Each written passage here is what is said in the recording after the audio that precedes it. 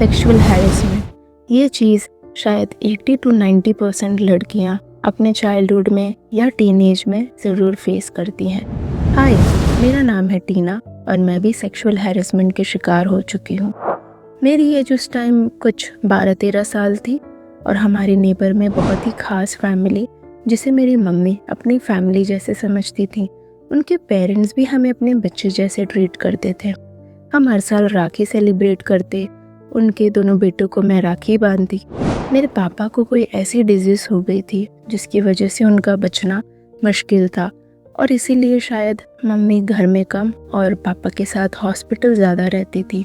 और क्योंकि मैं लड़की थी तो बिना माँ बाप के अपने घर में रहना, अकेले रहना मम्मी को अनसेफ लगता था, इसलिए वो मुझे नेबर के घर, जिसे वो अपना समझती थी, वहाँ भेज देती। उन लोगों का हमें देखना, मुझे देखना या मेरे भाइयों को देखना मम्मी को एक एहसान लगता था और इसीलिए मम्मी उनके सामने हमेशा झुक के रहती थी। एक बार की बात थी, मैं उन्हीं के घर पढ़ाई करने के बाद रूम में सोई थी। रात का समय था और सडनली मुझे लगा कि किसी ने मेरे प्राइवेट पार्ट को छुआ है और जब मैंने आंखें खोली तो देखा कि वो भैया थे नेबर में, जहाँ मम्मी मुझे छोड़कर जाती थी।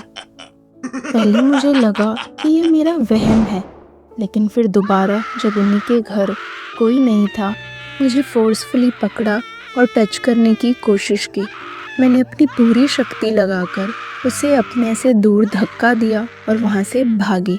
उसने फिर कोशिश की, उसकी शादी के कुछ 2 दिन पहले मेरे साथ ज़बरदस्ती करने की।